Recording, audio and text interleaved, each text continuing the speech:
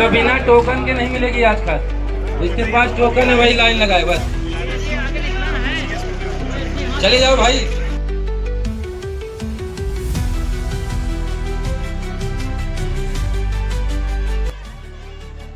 खाद की किल्लत, संकट में किसान। कतार में 5000 किसान, 900 बांटे टोकन। जिले भर में खाद की किल्लत है। खाद के लिए किसान कई दिनों से परेशान हैं। खेत में फसल खड़ी है, उपज अच्छी हो इसके लिए खाद की जरूरत है, लेकिन खाद मिलना उतना ही मुश्किल है। रीवा शहर के करहिया मंडी स्थित समिति प्रांगण में हजारों की संख्या में किसान कतार में 2 दिन पहले से ही खड़े हैं। अब व्यवस्था ना हो इसके लिए मौके पर प्रशासनिक अधिकारी मौजूद रहे। वहां मौजूद हजारों किसानों में से केवल 900 किसानों को ही खाद दी गई। हजारों किसान खाली हाथ मायूस होकर लौटे। धान का सीजन वितरित करवाने प्रशासनिक अमला मौजूद रहा, लेकिन किसानों की समस्या हल नहीं हुई। इस मामले में प्रशासन की मजबूरी देखने को मिली, क्योंकि पर्याप्त खाद की उपलब्धता करवाना सरकार का काम है। प्रशासन तो केवल व्यवस्था बनवाता है। किसानों का आक्रोश देखते ही बन रहा था। खाद की किल्लत किसानों के लिए नासूर बनती जा रही है। आज मंगलवार को जिन किसानों को टोकन नहीं मिला, उनमें तो और भी आक्रोश देखने को मिला। आइए देखते हैं किसानों को हो रही खाद की किल्लत का एक झलक। रहे जिनको टोकन प्राप्त है, बिना टोकन वाले किसी भी व्यक्ति को खाद का वितरण नहीं किया जाएगा। अभी खाद का नया स्टॉक आया जो मशीन में लोड हो रहा है। जैसे ही वो लोड हो जाएगा पुनः खाद का वितरण शुरू किया जाएगा। खाद का वितरण पुनः शुरू किया जाएगा जैसे ही नया स्टॉक मशीन में लोड हो जाएगा। कृपया शांति बनाए रखें।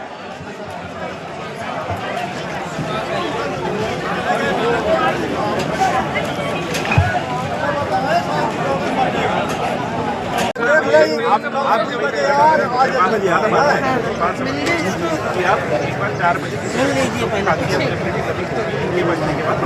ठीक है साहब, नहीं है तो हम कल कितने बजे आपको कूपन बटेंगे, कूपन आके ले लें। कूपन बनने से ये होता है कि आप एक ही आदमी खड़ा, कोई आप बीच में आ जाएगा बिना कूपन के, कैसे व्यवस्था बनेगी? वो तो सही बोलेगा कि हम भी 4 घंटे वही करवाते हैं, वही व्यवस्था बनेगी। बड़ा कष्ट है सर, कोई आदमी नहीं पी पावे। मैम किसानों को वितरण हो रहा है, नहीं मिल पा रहा है। लोग 24 घंटे से लाइन में लगे और उनके लिए पानी पीने की व्यवस्था नहीं है। जो टैंकर से आता है कहते पीने योग्य पानी नहीं। व्यवस्थाएं सारी की गई हैं। आप भी जैसा देख रहे हैं कि टैंकर पर्याप्त खड़े हुए हैं। इसके अलावा हमने पानी के पाउच और पानी की बोतलें भी कतार में जो लोग लगे हुए हैं उन्हीं को वितरित करवा रहे हैं। तो ऐसा बिल्कुल भी नहीं है कि व्यवस्थाएं की नहीं गई हैं। लेकिन यदि किसान बहुत अर्ली मॉर्निंग आ रहे हैं या रात में आ रहे हैं तो ऐसा ज़रूर हुआ है कि उस समय प्रशासन से कोई उपस्थित नहीं हुआ है। लेकिन जो खाद वितरण का समय है, हम लोगों ने 8:30-9 बजे से सारी व्यवस्थाएं यहाँ पर करके रखी हुई हैं और प्रशासन के सभी अधिकारी, कृषि विभाग के अधिकारी एवं अन्य विभाग के अधिकारी भी यहाँ मौजूद हैं। खाद वितरण में थोड़ी सी जो दिक्कत वो आ रही है वो इसलिए आ रही है कि जो खाद का मानक है, जितनी खाद हमारे पास है उससे ज़्यादा किसान यहाँ पर उपस्थित हैं। कई किसान हमने ऐसे भी पकड़े हैं जो कि इधर के नहीं है, रीवा शहर के या रीवा तहसील के नहीं है, सिमरिया के हैं या अन्य हैं। उसके कारण यहाँ पर मात्रा किसानों की ज़्यादा है खाद के प्रपोर्शन में। एक पॉइंट ये भी है कि 5 बोरी तक हम खाद देते हैं, लेकिन किसान ज़्यादा होने के कारण आज हम 3 बोरी ही खाद वितरित कर रहे हैं, किसानों की तादाद देखते हुए कि हर किसान को हम दे पाएँ। आज हमारे पास 900 टोकन हमने बांटे हुए हैं और 3000 बोरी खाद है। इसके प्रोपोर्शन में हम 3-3 बोरी दे रहे हैं। जैसे ही हमारे पास अगला रैक मिल जाएगा और खाद की अवेलेबिलिटी हो जाएगी तो हम आगे भी किसानों को देंगे। क्या भी और स्टार्ट होने की जो मार्केट की इन्फॉर्मेशन है वो कल तक आ सकता है, लेकिन जब तक श्योर नहीं है तो हम कोई दावा नहीं कर सकते। लेकिन खाद आएगी शासन से। जो वंचित रह जाएंगे, वंचित बिल्कुल भी नहीं रहेंगे, क्योंकि किसान जितने हैं इसका पहले ही गणना हो जाती है। उसके प्रोपोर्शन में खाद की मांग भी होती है और पिछले साल जितनी खाद वितरित हुई थी उतनी मार्केट के द्वारा और सोसाइटियों के द्वारा वितरित की भी जा चुकी है। लेकिन फिर भी और जो डिमांड आ रही है और किसान जो आ रहे हैं उनको भी खाद मिलेगी। बस मेरी अपील जिला प्रशासन की ओर से यही है कि शांति बनाए रखें। आज जिनको कल टोकन दिए गए थे हम 900 किसानों को दे रहे हैं, बाकी शांति से शेड में बैठे और जब आगे खाद आ जाएगी उनको भी मिलेगी। टोकन की व्यवस्था इसलिए की गई है कि हमें कोई एक तो नियम फॉलो करना पड़ेगा कि किसको मिल गई है किसको नहीं मिली है, तो इसलिए ये व्यवस्था रखी गई। आप ही की सुविधा के लिए रखी गई है, किसान भाइयों की सुविधा के लिए। और यहाँ सभी लोग मौजूद हैं, ऐसी अव्यवस्था बिल्कुल भी नहीं है।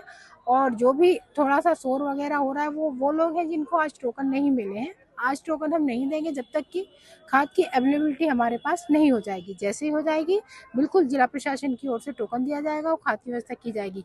पानी की, छाया की, इवन नाश्ता जो हल्का फुल्का बिस्किट वगैरह है वो भी अवेलेबल कराया जा रहा है। रीवा में खाद आई है यूरिया जी जी और मारामारी मची है जी। क्या कहेंगे?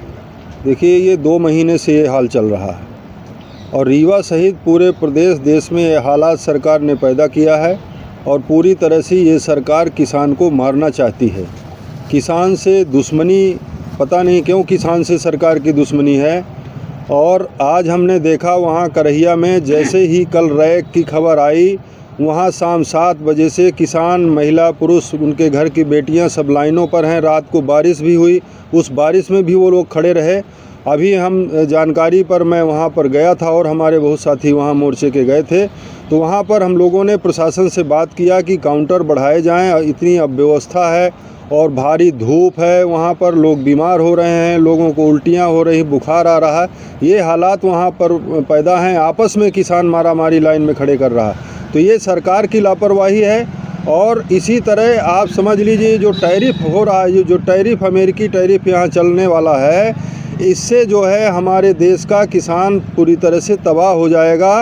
वो चाहे कृषि योग्य सामग्री आए या व्यापार से संबंधित या डेयरी उद्योग का मटेरियल आए, पूरी तरह से वो किसान को यहाँ पर ये मार झेलना पड़ेगा और किसान के हालात बुरे हो रहे हैं। और मैं तो ये कहना चाहता हूँ कि जो यदि किसान एकजुट होकर के नहीं लड़ा तो ये जो आने वाला जो गेहूं फसल का सीज़न है, वहाँ पर एक भी दाना खेती नहीं बो पाएगी बिना खाद के, न तैयार होगी। तो मैं किसानों से अपील करता हूँ कि गणेश विसर्जन का समय चल रहा है, लगभग 2 महीने से खाद का संकट है, तो गणेश विसर्जन की जगह यहाँ का, देश का, हमारे किसान, यहाँ मध्य प्रदेश का किसान भारतीय जनता पार्टी सरकार का विसर्जन करे और लड़ाई के लिए तैयार हो जाए, जिससे उसकी रबी की फसल बच सके। और इस तरह से हम अपने किसानों से, प्रदेश के किसानों से अपील करते हैं।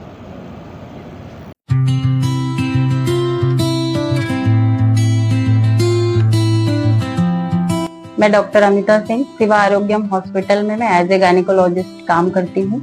मेरे हॉस्पिटल में गायनी से रिलेटेड हर तरह की सुविधाएं हैं।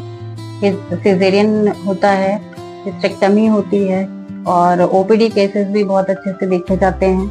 और भी केयर है ओपीडी की, माइनर ऑपरेशंस भी होते हैं और टाइम टू टाइम जब भी इमरजेंसी होती है हम 24 आवर अपने हॉस्पिटल में अवेलेबल रहते हैं।